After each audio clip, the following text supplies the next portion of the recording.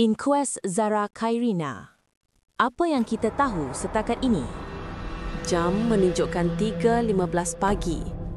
Seorang pelajar tingkatan 1 ditemui terbaring tidak sedarkan diri di sebuah sekolah berasrama penuh.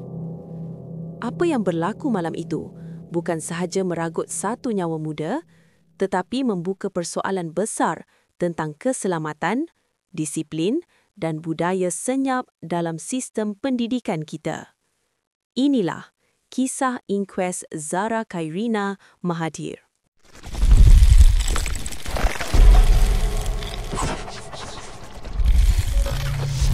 Segmen 1. Apa itu kes Zara Khairina? Pada 13 September, seminggu selepas inkuest bermula di Mahkamah Coroner Kota Kinabalu, gambaran awal tentang apa yang berlaku kepada Zara Khairina Mahathir, 13 tahun, mula terbentuk. Namun, walaupun beberapa fakta telah didedahkan melalui keterangan saksi, terlalu banyak persoalan masih belum terjawab. Inkuest ini bukan untuk menentukan siapa bersalah, tetapi untuk menjawab satu soalan asas. Bagaimana Zara Khairina meninggal dunia dan adakah ia boleh dielakkan? Segmen 2. Kronologi malam kejadian. Mari kita susun semula apa yang diketahui setakat ini. 16 Julai, kira-kira jam 3.15 pagi, Zara Khairina ditemui tidak sedarkan diri di tingkat bawah asrama. Orang pertama menyedari kejadian itu ialah seorang pelajar senior yang sedang membasuh pakaian. Dia terdengar bunyi kuat, lalu memaklumkan pengawal keselamatan shift malam, Linah Mansuding. Linah menjadi individu yang mengambil satu-satunya gambar Zara di tempat kejadian, gambar yang kini menjadi bukti penting inkuest. Fakta penting. Zara masih hidup ketika itu, tidak sedarkan diri, tercungap-cungap pada suatu ketika. Keadaannya ketika ditemui, memakai pakaian sukan sekolah, berkaki ayam, tidak bertudung, bajunya ditolak ke atas dada. Kecederaan yang dialami, patah tulang belakang, patah tangan dan kaki, buku lali hancur teruk, luka di kepala, pendarahan di belakang kepala dan kaki. Zara kemudian diangkat oleh warden utama dan 3 pelajar tingkatan 4 dipindahkan ke lokasi lain untuk menunggu ambulans. Ambulans tiba sekitar jam 4.11 pagi, hampir 1 jam selepas Zara ditemui. Segmen 3. Usaha perubatan dan punca kematian. Zara tiba di Hospital Queen Elizabeth sekitar 4.38 pagi dalam keadaan kritikal tahap paling rendah kesedaran. Doktor segera mengaktifkan trauma alert. Apa yang dilakukan oleh pasukan perubatan? Intubasi untuk bantu pernafasan, 10 jenis ubat untuk stabilkan tekanan darah, jahitan luka kepala, splin pada anggota badan. Hasil CT scan, pendarahan otak serius, tekanan melampau pada otak, kerosakan neurologi yang sangat teruk. Doktor mengesahkan kecederaan lain boleh dirawat, tetapi kecederaan otak adalah fatal. Zara disahkan meninggal dunia pada 17 Julai jam 1.07 petang. Punca rasmi kematian. Kecederaan otak traumatik teruk akibat kekurangan oksigen dan aliran darah ke otak. Segmen 4. Laporan forensik, jatuh atau ditolak. Pakar forensik mengesahkan kecederaan Zara konsisten dengan jatuh dari ketinggian. Namun, dari mana dia jatuh? Bagaimana dia jatuh? Adakah dia sendirian? Kesimpulan pakar, hampir pasti Zara mendarat dengan kaki dahulu. Kemungkinan besar terjatuh ke belakang. Kepala menghentam tepi longkang simen. Penting, tiada bukti fizikal menunjukkan Zara didera atau dipukul. Tetapi, itu tidak menjawab apa yang berlaku sebelum dia jatuh. Segmen 5. Tuduhan kecurian dan konfrontasi. Malam sebelum kejadian, Zara dikaitkan dengan tuduhan mencuri RM300 dan kad bank milik rakan rapatnya. Walaupun namanya tidak disebut secara rasmi, tuduhan itu tidak pernah dibuktikan.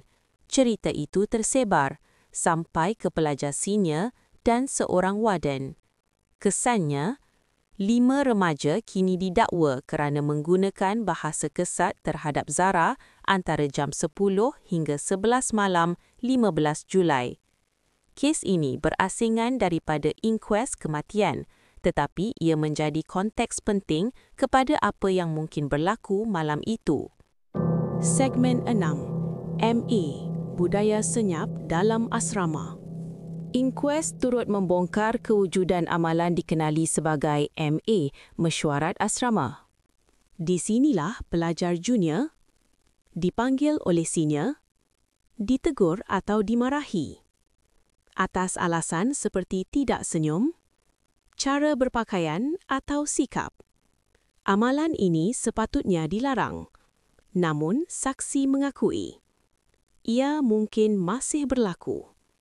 Ada kemungkinan Zara dipanggil malam itu. Soalan besar, adakah guru tahu? Adakah kawalan disiplin benar-benar berfungsi? Segmen 7. Pengendalian sekolah dan isu bukti. Selepas Zara dibawa pergi, pelajar diarahkan membersihkan kesan darah. Hujan membasuh sebahagian lokasi. Telefon awam ditutup sementara. Pelajar tidak dibenarkan pulang. Tindakan-tindakan ini menimbulkan kebimbangan serius. Adakah bukti terjejas? Adakah prosedur kecemasan dipatuhi sepenuhnya? Segmen 8. Teori mesin basuh. Apa yang sebenar?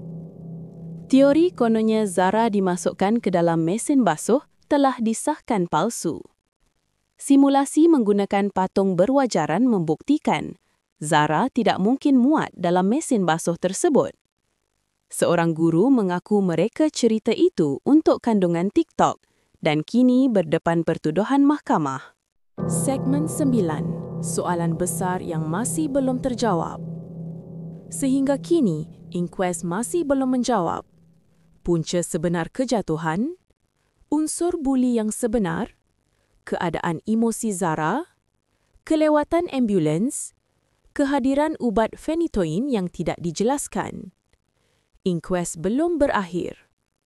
Inkues kematian Zara Khairina Mahathir akan bersambung semula bermula 21 Januari hingga 13 Februari 2026 di mana saksi utama seperti guru, pengetua, ketua warden dan ibu Zara akan dipanggil semula. Jika anda mahu mengikuti perkembangan inkues ini secara berfakta dan beretika, tekan like, subscribe dan aktifkan notifikasi. Tulis di komen, apakah soalan paling penting yang anda mahu inkues ini jawab? Keadilan bukan hanya tentang siapa bersalah, tetapi sama ada sistem kita cukup selamat untuk melindungi mereka yang paling muda. Terima kasih kerana menonton. Kita akan terus laporkan tanpa sensasi, tanpa spekulasi, hanya fakta.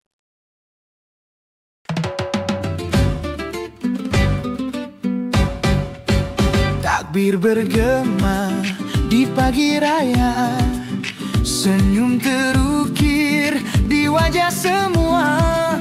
Baju baru, hati gembira, pulang beraya, bahagia terasa. Tangan bersalam, saling memaafi, eratkan kasih, sucikan diri. Selamat Hari Raya, maaf zahir batin, bergema tawa, kasih terjalin, ketupat rendang, semua berseri.